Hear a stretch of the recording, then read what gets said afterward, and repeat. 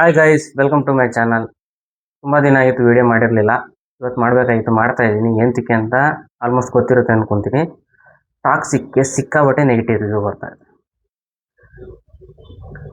ರೀಸನ್ಸಿಂದ first episode ಹೋಗೋಕ್ಕಾಗಿರಲಿಲ್ಲ. ನಿನ್ನೆ night ನೋಡ್ಕೊಂಬಂದಿದ್ದು movie.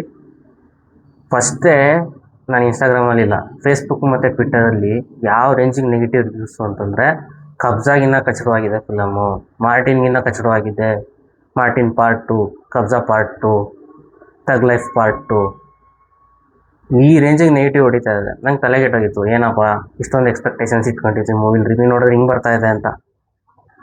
ಆಯಿತು, ನಮ್ಮ ಪರ್ಸ್ಪೆಕ್ಟಿವ್ ನೋಡ್ಬಿಟ್ಟು ಆಮೇಲೆ ಮಾತಾಡೋಣ. ನಾನೇನು ಮಾತಾಡಿರಲಿಲ್ಲ. ಇಲ್ಲ, ನೀವೆಲ್ಲ ಟ್ರೋಲ್ ಮಾಡ್ತಾ ಇರೋ ರೇಂಜಿಗೆ ಕೆಟ್ಟದಾಗಿಲ್ಲ ಮೂವಿ ಚೆನ್ನಾಗೇ ಇದೆ. ಅರ್ಥ ಮಾಡ್ಕೊಳಕ್ಕಾಗಿಲ್ಲ ಅಷ್ಟೇ ಯಾರಿಗೂ. ಇಂಟರ್ನ್ಯಾಷನಲ್ ಲೆವೆಲ್ ಸ್ಟಫ್ ಇಟ್ಕೊಂಡು ಮಾಡಿರೋ ಮೂವಿ ಇದು. ನಿಮ್ಗೇನು ಎಂಟರ್ಟೈನ್ಮೆಂಟು ಮಾಸು ಮಸಾಲ ಅಲ್ಲ ಇದು, ಅದಲ್ಲ. ಎಮೋಷನ್ ಡ್ರಿವನ್ ಮೂವಿ ಇದು. ಚಿಕ್ಕ ವಯಸ್ಸಿಂದ ಟ್ರಾಮಾದಲ್ಲಿ ಬೆಳೆದಿರೋನು ದೊಡ್ಡವನಾದ್ಮೇಲೆ ಅದೇ ಟ್ರಾಮಾದಿಂದ ಏನಾಗುತ್ತೆ, ಟ್ರಾಮಾ ಜೊತೆ ಹೋರಾಡಿ ಅವ್ನ ಲೈಫ್ ಏನಾಗುತ್ತೆ ಅನ್ನೋದೇ ಮೂವಿ. ಮತ್ತು ಇನ್ನೊಂದು ಪಾಯಿಂಟು, ಸೆಕ್ಸ್ ಸೀನ್ಸ್ ಜಾಸ್ತಿ. ಯಾರು ಹೇಳಿದ್ದು ಸೆಕ್ಸ್ ಸೀನ್ಸ್ ಜಾಸ್ತಿ ಇದ್ದಾವೆ ಅಂತ? ಒಂದು ಚಿನಲ್ಲಿ ಕಿಸ್ ಮಾಡಿರೋದೇ ತೋರಿಸಿಲ್ಲ. ರೊಮ್ಯಾನ್ಸ್ಗೂ ಸೆಕ್ಸ್ಗೂ ಡಿಫ್ರೆನ್ಸ್ ಗೊತ್ತಿಲ್ಲ ಅಂತಂದ್ರೆ ಏನು ಮಾಡೋಕ್ಕಾಗಲ್ಲ. ನಿಮ್ಮ ಮೆಂಟಾಲಿಟಿ ಹಂಗಿದೆ ಅಂತ ಅರ್ಥ. ಜಾಸ್ತಿ ಸೀನ್ಸಲ್ಲಿ ಡ್ರಿಂಕ್ಸು ಮತ್ತು ಸ್ಮೋಕ್ ಜಾಸ್ತಿ ಆಯಿತು.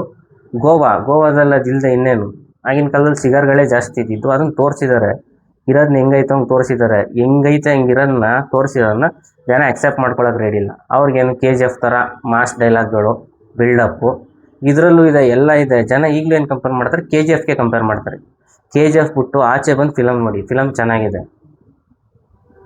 ಇನ್ನು ಫಿಲಮ್ ಬಗ್ಗೆ ಮಾತಾಡೋಣ ಅಂತಂದರೆ, ಇದು Goa ಬ್ಯಾಕ್ಡ್ರಾಪಲ್ಲಿ 1950s to 60s 70s ಈ ಟೈಮಲ್ಲಿ ನಡೆಯೋ ಫಿಲಮ್ ಇದು.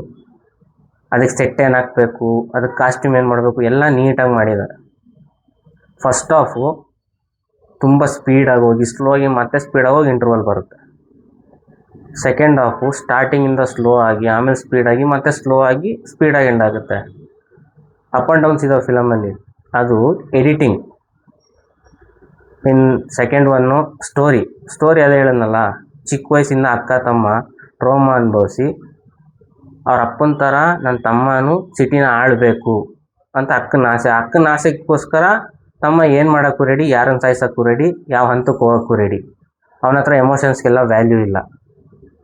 ಆ ಥರ ಕ್ಯಾರೆಕ್ಟ್ರು. ಆ ಥರ ಇದ್ದವನು ಒಬ್ಬಳು ಪ್ರೀತಿ ಬಲೆಯಲ್ಲಿ ಬಿದ್ದು ಅವ್ನು ಮನುಷ್ಯ ಆಗ್ತಾನೆ. ಮನುಷ್ಯ ಆದಮೇಲೆ ಇನ್ನೇನೋ ಅವ್ನು ಬೇರೆ ಲೈಫಿಗೆ ಕಾಲಿಡಬೇಕು ಅನ್ನೋ ಟೈಮಲ್ಲಿ ಪ್ರೀತಿಸಿದ ಹುಡುಗಿನೇ ಅವ್ರ ಅಕ್ಕನ ಸಾಯಿಸ್ಬಿಟ್ರೆ ಅವ್ನ ಟ್ರಾಮಾ ಡಬಲ್ ಆಗುತ್ತೆ. ಯಾಕಂದರೆ ಚಿಕ್ಕ ವಯಸ್ಸಿಂದನೂ ಅವ್ರ ಅಕ್ಕನೇ ಎಲ್ಲ ನೋಡ್ಕೊಂಡಿರ್ತಾಳೆ. ಅವನಿಗೆ ಅವ್ರ ಅಕ್ಕನೇ ಎಲ್ಲ, ಅವ್ರ ಅಕ್ಕ ಇಲ್ಲ ಅಂದ್ರೆ ಅವನಿಲ್ಲ. ಆ ಥರ ಕ್ಯಾರೆಕ್ಟರ್ ಅದು. ಅವ್ರ ಅಕ್ಕನ್ನೇ ಸಾಯಿಸ್ಬಿಟ್ಲು ಅಂದ್ಬಿಟ್ಟು, ಇನ್ನೇನು ಆಲ್ರೆಡಿ ಅವ್ಳು ಪ್ರೆಗ್ನೆಂಟ್ ಅಂತ ಗೊತ್ತಿರುತ್ತೆ, ಮಗು ಹುಟ್ಟಿದ್ರು ಹೋಗಿ ನೋಡೋಕೆ ಹೋಗಲ್ಲ, ಅವಳನ್ನು ನೋಡೋಕೆ ಹೋಗಲ್ಲ. ಮೆಕಾವಲ್ಲಿರ್ತಾನೆ, ಗೋವಾ ಬಿಟ್ಟು ಮೆಕಾವಾಗ ಹೋಗಿ. ಯಾವಾಗ ಗೋವಾನ ಪೋರ್ಚುಗೀಸವ್ರು ಬಿಟ್ಬಿಟ್ಟು ಹೋಯ್ತಾರೆ, ಆವಾಗ ಅವ್ನು ಗೋವಾಗೆ ಬರೋಕ್ಕೆ ರೆಡಿ ಆಗ್ತಾನೆ. ಗೋವಾ ಬರೋಕ್ಕೆ ರೆಡಿ ಆದಾಗ ಅವ್ನು ಕಂಡೀಷನ್ ಹಾಕ್ಬಿಟ್ಟು ಗೋವಾ ಬರ್ತಾನೆ, ನಾದಿಯಾ ಗೋವಾದಲ್ಲಿ ಇರಬಾರ್ದು ಅಂತ. ಅದಕ್ಕೆ ನಾದಿಯಾ ಏನು ಪ್ಲ್ಯಾನ್ ಮಾಡ್ತಾಳೆ, ನಾನು ಹೋಗ್ತೀನಿ ಅಂದ್ಬಿಟ್ಟು ಅವ್ನು ಕಂಡೀಷನ್ಗೆ ಒಪ್ಕೊಂಡು ಅವಳ ಮಗನ್ನ ಸರ್ಕಸಿಂದ ಆಚೆ ಕಳಿಸ್ಬಿಟ್ಟು ಅಲ್ಲೊಂದು ಸೀನ್ ನಡೆಯುತ್ತೆ. ಅಲ್ಲಿಗೆ ನಾದಿಯಾ ಕ್ಯಾರೆಕ್ಟರ್ ಮುಗೀತು. ಇನ್ನೂ ಅವ್ರ ಅಕ್ಕನ ಕಳ್ಕೊಂಡಿರೋ ಫೀಲಿಂಗಲ್ಲಿರೋ ರಾಯ ಆ ಸರ್ಕಸ್ ಹತ್ರ ಬಂದು ಮಗನ್ನ ಕರ್ಕೊಂಡು ಕಾರಲ್ಲಿ ಕೂರಿಸ್ಕೊಂಡು ಹೋಯ್ತಾನೆ. ಕಾರಲ್ಲಿ ಕರ್ಕೊಂಡೋಗಿ ಕೂರಿಸ್ಕೊಂಡಾಗ ಅಲ್ಲೊಂದು ಇನ್ಸಿಡೆಂಟ್ ನಡೆಯುತ್ತೆ. ಅವ್ನ ಡ್ರಾಮಾದು ಥರ್ಡ್ ಪಾರ್ಟ್ ಅದು. 1 ಅವ್ರ ಅಕ್ಕ, 2 ನಾದಿಯಾ, 3 ಮಗ. 3 ಟ್ರಾಮಾ ಒಂದು ಸತಿ ಹಿಟ್ ಮಾಡುತ್ತೆ ಅವನಿಗೆ. ಅಲ್ಲಿನ ಅವನು ಆಲ್ಕೋಹಾಲು, ಡ್ರಗ್ಸು ಎಲ್ಲದಕ್ಕೂ ದಾಸ ಆಯ್ತಾನೆ.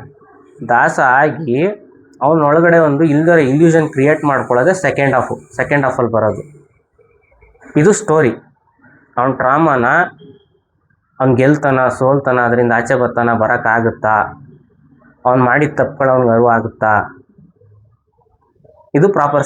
ಇನ್ನು ಆ್ಯಕ್ಟಿಂಗ್ ವಿಚಾರಕ್ಕೆ ಬಂದರೆ, ಯಶ್ ಅವರಂತೂ ಸಕ್ಕತ್ತಾಗಿ ಆ್ಯಕ್ಟಿಂಗ್ ಮಾಡಿದ್ದಾರೆ. ಮಿಕ್ಕಿದ ಫೀಮೇಲ್ ಲೀಡ್ಸು, ಸಪೋರ್ಟಿಂಗ್ ಕ್ಯಾರೆಕ್ಟರ್ಗಳು ಎಲ್ಲರೂ ಸಕ್ಕತ್ತಾಗಿ ಆ್ಯಕ್ಟ್ ಮಾಡೋರು. ಅವರು ಕೊಟ್ಟಿರೋ ಕ್ಯಾರೆಕ್ಟರ್ಗಳನ್ನ ಸಕ್ಕತ್ತಾಗಿ ನಿಭಾಯಿಸೋರೆ. ಚೈಲ್ಡ್ ಆರ್ಟಿಸ್ಟ್ಗಳದ್ದು ಸ್ವಲ್ಪ ಪ್ರಾಬ್ಲಮ್ಮು. ಯಾಕಂದರೆ ಅವ್ರ ಆ್ಯಕ್ಟಿಂಗಲ್ಲಿ ಇನ್ನೂ ಚೈಲ್ಡಿಶ್ ಅಂತಲೇ ಇರೋದು. ಯಾಕಂದರೆ ನಮಗೆ KGF ಫಿಲಮಲ್ಲಿ ರಾಕಿ ಕ್ಯಾರೆಕ್ಟರ್ ಮಾಡಿದ್ನಲ್ಲ ಚಿಕ್ಕ ಹುಡುಗ, ಅವ್ನು ಆ್ಯಕ್ಟಿಂಗ್ ಮಾಡ್ತಿದ್ದಾನೆ ಅಂತ ಅನ್ಸಲ್ಲ, ಅವನೇ ರಾಕಿ ಅಂತ ಅನಿಸುತ್ತೆ. ಆದರೆ ಟಾಕ್ಸಿಕಲ್ ಅದು ಮಿಸ್ಸಿಂಗ್ ಇದೆ, ಅದು ಮೈನಸ್ ಅದು. ಇನ್ನು ಸಾಂಗ್ಸು ಮಾಡಿರೋದು ಬಾಲಿವುಡ್ ಮ್ಯೂಸಿಕ್ ಡೈರೆಕ್ಟ್ರು. ನೀವು ಕನ್ನಡದಲ್ಲಿ ಕೇಳ್ತಿದ್ರು ಹಿಂದಿ ಸಾಂಗ್ ಅಂತಲೇ ಅನ್ಸೋದು, ಅದು ಕನ್ನಡ ಸಾಂಗು ಅಂತ ಅನ್ಸಲ್ಲ. ಸೊ ಸಾಂಗ್ಗಳದ್ದು ಒಂದು ಬಿಗ್ಗೆಸ್ಟ್ ಬ್ಯಾಕ್ಡ್ರಾಪ್ ಇದೆ, ಯಾವುದು ನೆನಪಲ್ಲಿ ಉಟ್ಕೊಳ್ಳಲ್ಲ. ತಬಾಹಿ ಸಾಂಗು ಅದು ವಿಜುವಲಿ ಕನೆಕ್ಟ್ ಆಗುತ್ತೆ, ಬರೀ ಆಡಿಯೋ ಕೇಳಿದ್ರೆ ಅದು ಕನೆಕ್ಟ್ ಆಗಲ್ಲ. ಸಾಂಗ್ಸು ಅದು ಮೈನಸಲ್ಲೇ ಇಡೋಣ. ಬ್ಯಾಕ್ಗ್ರೌಂಡ್ ಮ್ಯೂಸಿಕ್ಕು ಒಂದು 2-3 ಸೀನಲ್ಲಿ ಪುಷ್ ಕೊಡುತ್ತೆ ಸಿನಿಮಾಗೆ ಅನ್ನೋದು ಬಿಟ್ಟರೆ ಬ್ಯಾಕ್ಗ್ರೌಂಡ್ ಮ್ಯೂಸಿಕ್ ಎಲ್ಲೂ ಕೆಲಸ ಮಾಡಿಲ್ಲ. ಬ್ಯಾಕ್ಗ್ರೌಂಡ್ ಮ್ಯೂಸಿಕ್ ಕೆಲಸ ಮಾಡಿದೆ, ಏನು ಮಾಡಿದೆ, ಡೈಲಾಗ್ಗಳನ್ನ ಮ್ಯೂಟ್ ಮಾಡಿಸ್ಬಿಟ್ಟಿದೆ. ಎಷ್ಟೋ ಸೀನ್ಗಳಲ್ಲಿ ಡೈಲಾಗ್ ಕೇಳಿಸಲ್ಲ. First background music Ravi Basrur ಅವರು ಕೊಡ್ತಾರೆ. ಯಾವುದೋ ಒಂದು ಸೀನಲ್ಲಿ ಬ್ಯಾಕ್ಗ್ರೌಂಡ್ ಮ್ಯೂಸಿಕ್ ಬರುತ್ತೆ, ಭೈರತಿ ರಣಗಲ್ದು ಟೈಟಲ್ ಟ್ರ್ಯಾಕ್ ಕೇಳ್ದಂಗೆ ಆಯ್ತದೆ ಅದು. ಸೊ ಪ್ರಾಬ್ಲಮ್ ಬ್ಯಾಕ್ಗ್ರೌಂಡ್ ಮ್ಯೂಸಿಕ್ದು ಪ್ರಾಬ್ಲಮ್ ಇದೆ. ಇನ್ನು ಆ್ಯಕ್ಷನ್ಸ್ ಅಂತೂ ಟಾಪ್ ಮ್ಯಾಚ್. ಜೆ ಪೆರಿ ಅವರು ಮತ್ತು ಅನ್ಬರಿ ಅವರು ಮಾಡೋದು ಆ್ಯಕ್ಷನ್ ಸೂಪರ್ ಆಗಿದೆ. ಆ್ಯಕ್ಷನ್ಸ್ ಬಗ್ಗೆ ಕಂಪ್ಲೇಂಟ್ ಇಲ್ಲ. ಆ್ಯಕ್ಷನ್ಸ್ ಬಗ್ಗೆ ಒಂದು ಕಂಪ್ಲೇಂಟ್ ಏನಂದರೆ ಲೆಂತ್ ಜಾಸ್ತಿ ಆಯಿತು. ಆ್ಯಕ್ಷನ್ಗಳದ್ದು ಲೆಂತ್ ಕಮ್ಮಿ ಮಾಡಬೇಕಾಯಿತು. ಬ್ರೂಟಾಲಿಟಿ, ಕ್ರುಯಾಲಿಟಿ ಎಲ್ಲ ಇರಲಿ, ಲೆಂತ್ ಕಮ್ಮಿ ಆಗಬೇಕಾಗಿತ್ತು. ಎಲ್ಲ ಫೈಟಲ್ಲೂ 50 ಜನ 60 ಜನ ಬೇಕಾಗಿರಲಿಲ್ಲ. ಸೊ ಅದೊಂದು ಪ್ರಾಬ್ಲಮ್. ಇನ್ನು ನೆಕ್ಸ್ಟು ಸಿನಿಮಾಟೋಗ್ರಫಿ ಅಂತೂ ಸೂಪರ್ ಆಗಿದೆ. ಸಿನಿಮಾಟೋಗ್ರಫಿ ಬಗ್ಗೆ ಮಾತಾಡೋಂಗಿಲ್ಲ, ಸಿನಿಮಾಟೋಗ್ರಫಿ ಸಖತ್ತಾಗಿದೆ. ಫಿಲಮು ನಿಮ್ಮನ್ನು ಶಿಳ್ಳೆ ಹೊಡಿ ಅದು ಇದು ಅಂತ ಫಸ್ಟ್ ಹಾಫಲ್ಲಿ ರೆಡಿ ಮಾಡುತ್ತೆ ನಿಮ್ಮನ್ನ, ಸೆಕೆಂಡ್ ಹಾಫಲ್ಲಿ ಸೈಲೆಂಟಾಗಿ ಕುತ್ಕೊಂಡು ನೋಡಬೇಕು ಆ ಥರ ಮಾಡುತ್ತೆ. Last 15 to 20 minutes pay back ಏನಿದೆಯಲ್ಲ, ಅಲ್ಲೇ ಮೂವಿದು ಕತೆ ಕೂತಿರೋದು. ಅದನ್ನು ಅರ್ಥ ಮಾಡಿಕೊಂಡ್ರೆ ಪೂರ್ತಿ ಮೂವಿ ಅರ್ಥ ಆಗುತ್ತೆ. ಆ 20 ಮಿನಿಟ್ಸ್ಗೂ ಮುಂಚೆ ನೀವು ಫಿಲಮ್ ಇಲ್ಲ ಮುಗೀತು, ರಾಯ ಸತ್ತ, ಟಿಕೆಟ್ ಸತ್ತ, ಹೋಯ್ತೀನಿ ಅಂದ್ಬಿಟ್ಟು ಹೋದರೆ ಅದರಿಂದ ಆಚೆ ಬರೋಕತ್ತೆ ನಿಮ್ಗೆ ಅರ್ಥ ಆಗಲ್ಲ.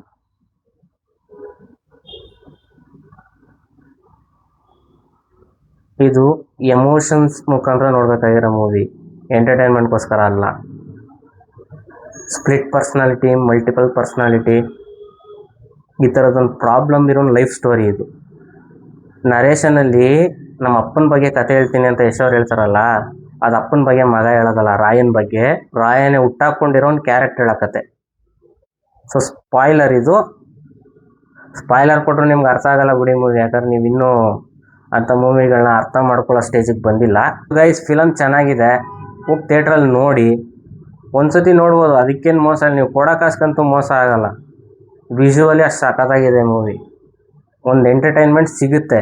ಒಟ್ಟಿನಲ್ಲೇನು ಲೆಂತ್ ಜಾಸ್ತಿ ಆಗಿರೋದ್ರಿಂದ ಒಂದು ಸ್ವಲ್ಪ ತಾಳ್ಮೆ ಪರೀಕ್ಷೆ ಮಾಡುತ್ತೆ ಅಷ್ಟೇ. ಸೊ ನೀವು ಎಲ್ಲ ರಿವ್ಯೂಗಳನ್ನೇ ನೋಡ್ಕೊಂಡು ಫಿಲಮ್ ನೋಡ್ತೀನಿ ಅಂದ್ರೆ ಆಗಲ್ಲ. ನಿಮ್ಮದು ಅಂತ ಒಂದು ಟೇಸ್ಟ್ ಇರುತ್ತೆ, ಆ ಟೇಸ್ಟ್ಗೋಸ್ಕರವಾಗಿ ಮೂವಿ ನೋಡಿ. ಇದಾಗಿತ್ತು ಗೈಸ್ ಟಾಕ್ಸಿಕ್ ಸಿನಿಮಾ ಬಗ್ಗೆ ಮಾತುಕತೆ. ವಿಡಿಯೋ ಇಷ್ಟ ಆಗಿದರೆ ಲೈಕ್ ಮಾಡಿ, ಶೇರ್ ಮಾಡಿ, ಕಮೆಂಟ್ ಮಾಡಿ, ಸಬ್ಸ್ಕ್ರೈಬ್ ಮಾಡೋದು ಮರಿಬೇಡಿ. ಮುಂದಿನ ವೀಡಿಯೋದಲ್ಲಿ ಸಿಗೋಣ. ಬಾಯ್.